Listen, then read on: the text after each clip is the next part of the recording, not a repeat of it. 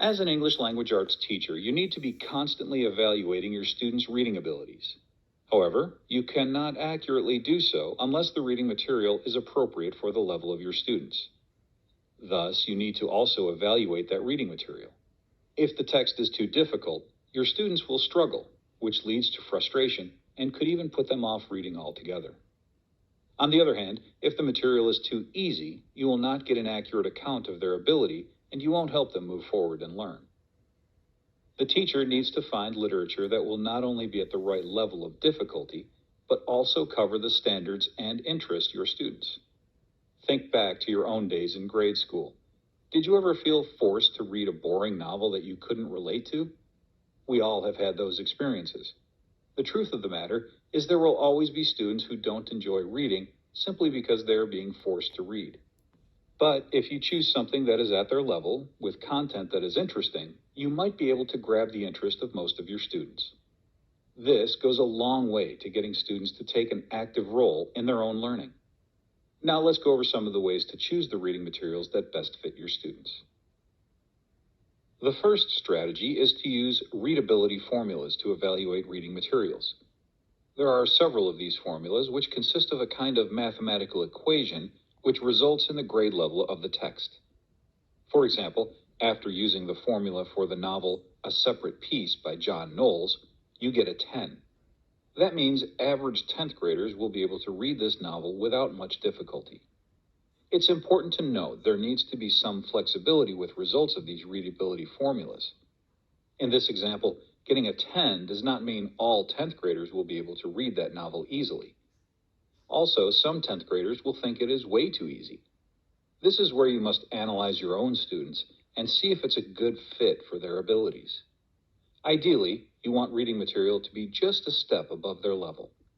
This way, they do not get overly frustrated, but the material is difficult enough to push them a little out of their comfort zone.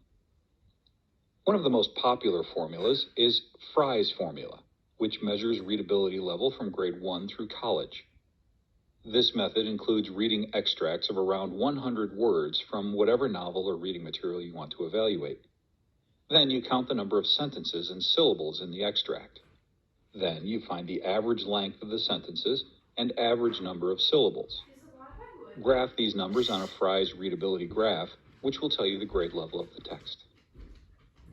As you can see from Fry's formula, readability formulas depend on sentence length and word difficulty to evaluate text. However, something to consider is that length might not correspond to difficulty.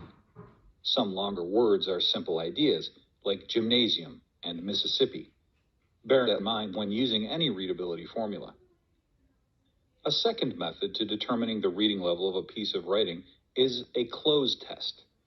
A cloze test is a reading passage with blank spaces replacing some of the words.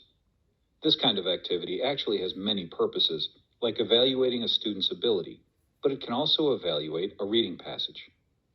To do so, choose a passage from the text that is about 300 words.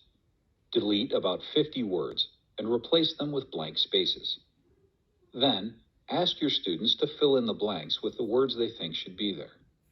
After the test is completed, divide the number each student got right by 50, which gives you a percentage. If the students are mostly scoring above 44%, then the text will be within their capabilities, some with instructional support depending on the student. If most of your students are scoring below 44%, then the text will be too difficult for them. Although a cloze test is not a perfect science, it can be useful because it gives you a result particular to your exact students. You can even choose a number of passages from the same text to get a more stable result.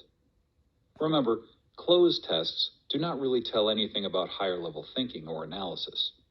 Also, these tests can cause some frustration, since the students will feel it unfair to be expected to know the right answer when they've never seen the passage before. However, if the teacher explains all this beforehand, usually the frustration is much less.